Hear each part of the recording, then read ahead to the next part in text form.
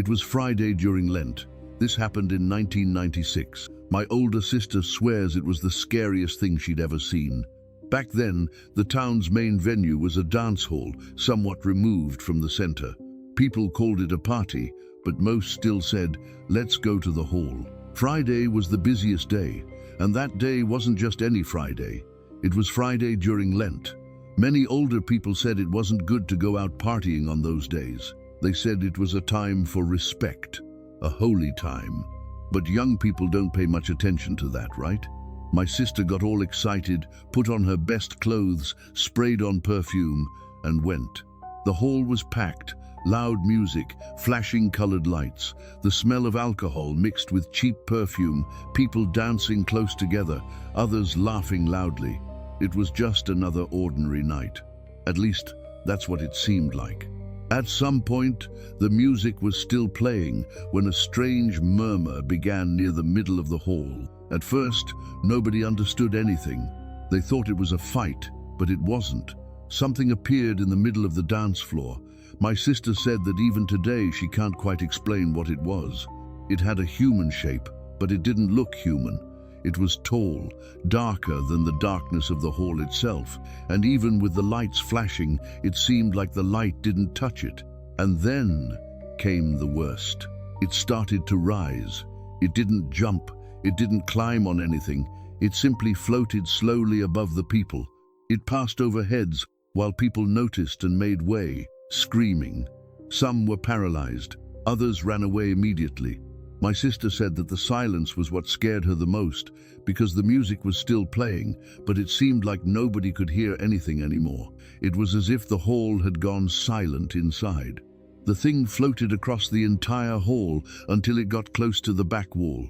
And then, in front of everyone, it went through the wall. It didn't open any doors. It didn't break anything. It just passed by and disappeared. And then there was pure despair. People tripping, women crying, men pushing everyone to get out first. Some people fell, some fainted. It was a stampede that the whole town heard about. The next day, that's all anyone talked about. The story was so big it was even on the town's radio. Some people said it was the devil's work. Others said it was a spirit, a warning. There were even those who swore they saw red eyes. After that night, the salon was never the same. At first, business continued. People have short memories, but something seemed wrong there. Fights started to become more frequent. Arguments over jealousy, fights over alcohol, settling old scores, and it always ended badly. Over the years, deaths began to occur. They say 4 or 5. Some people died inside the salon in the middle of fights. There were deaths in the parking lot, on the street next door. Everything was very violent and heavy. And the strangest thing is that these deaths began after that apparition. It wasn't on the same night. It was as if, little by little, a shadow had settled there. The atmosphere in the place turned sour. The older folks said the salon had become overly sensitive, that something that shouldn't have opened there that day, until one day the salon went bankrupt. Today, the building doesn't even exist anymore. It was demolished. There's another building in its place, but the older folks still point and say, it was there. And even today, when they remember that Friday of Lent in 1996, there's always someone who whispers, that wasn't of this world. The possessed cousin. First of all, I would like to remain anonymous as this story involves many people in my family. For this reason, the names mentioned here will be changed. I should warn you that the account will be long, and I can attest to its veracity as I witnessed some of the events described, and my Aunt Gracinda, who told me the parts where I wasn't present, is a trustworthy person who would gain nothing by inventing all of this. I believe this story happened at least 15 years ago. I will give the context of my family because this is important for the account. My grandmother Justina was a follower of an Afro-Brazilian religion for many years. I can't say for sure which one, but she was a kind of priestess and healer.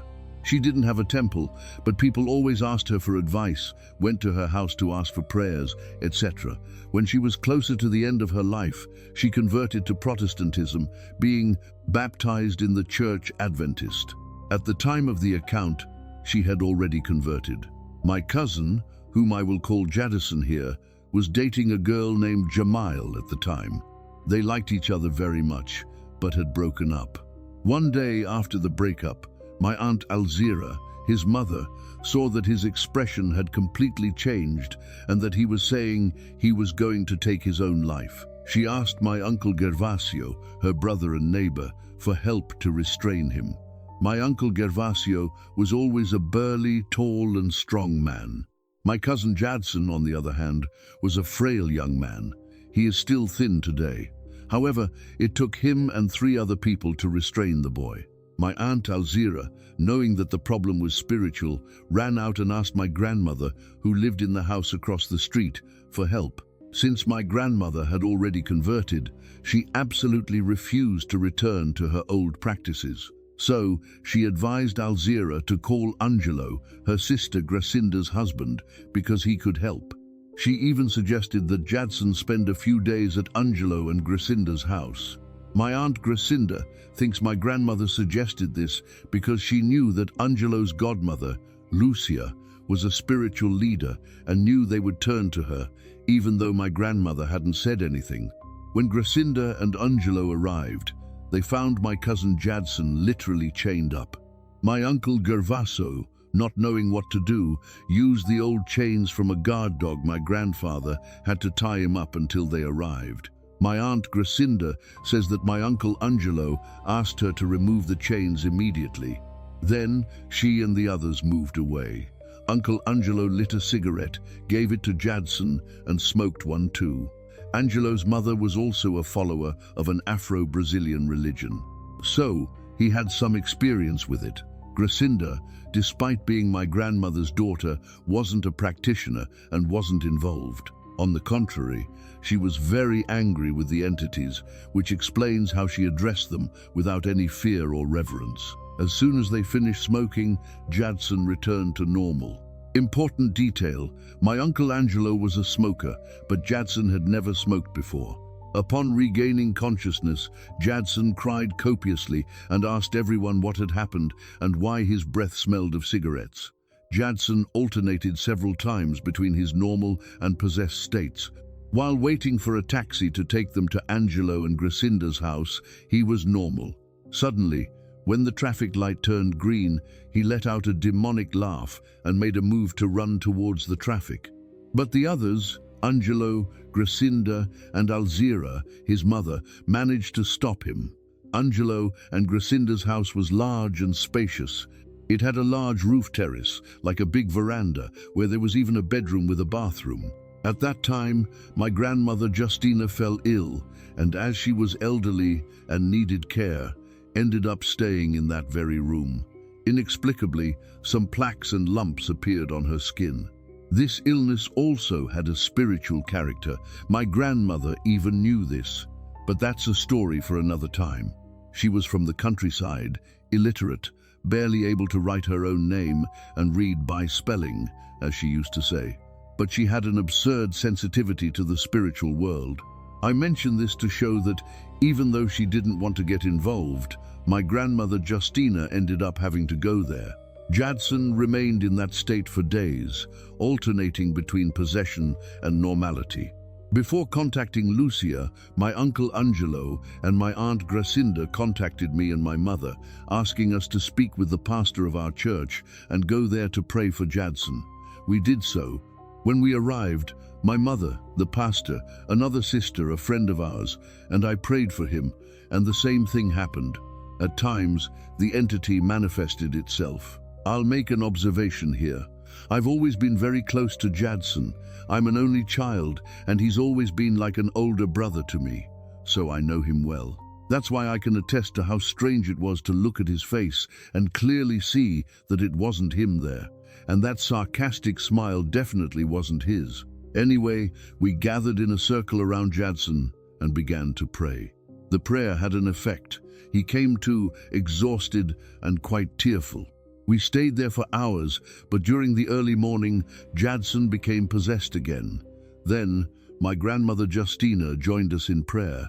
Without a shred of fear and filled with authority, she said to the entity, "Give me your hands." I could see that, as he extended his hands for my grandmother to hold, Jadson's hands twisted, almost as if they were going to break.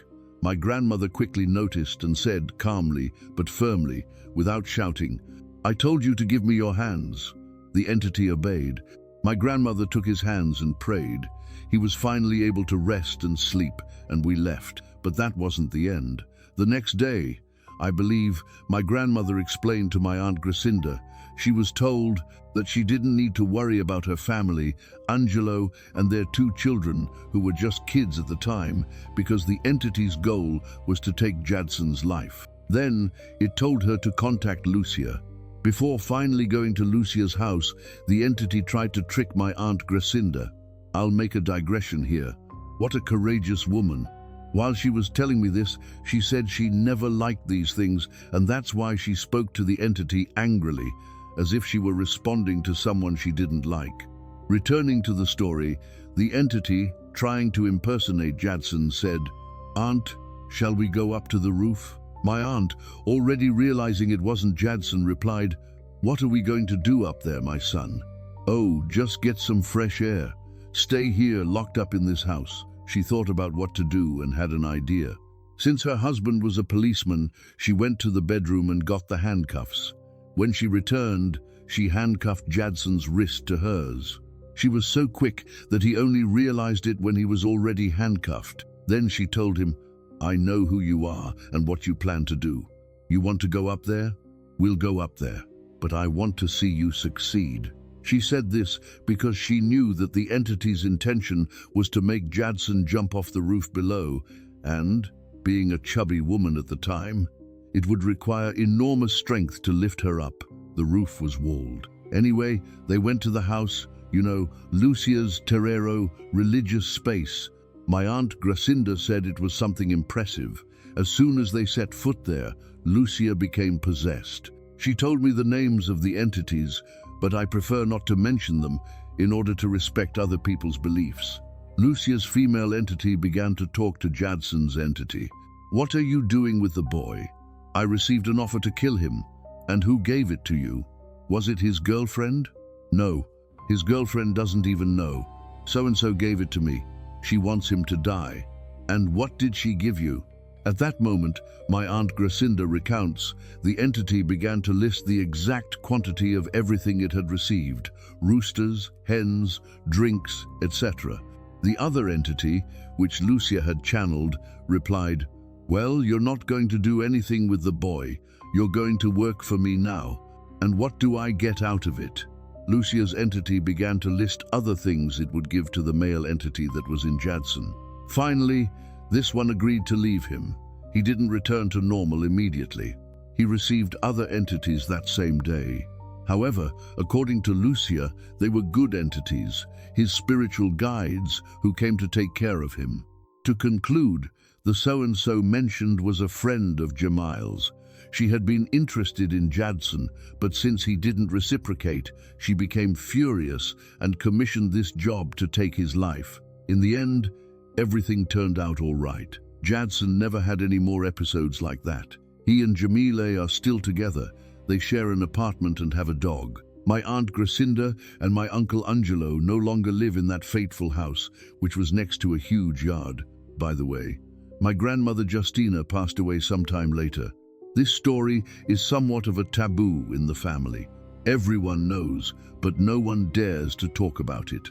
Thank God, at least it had a happy ending.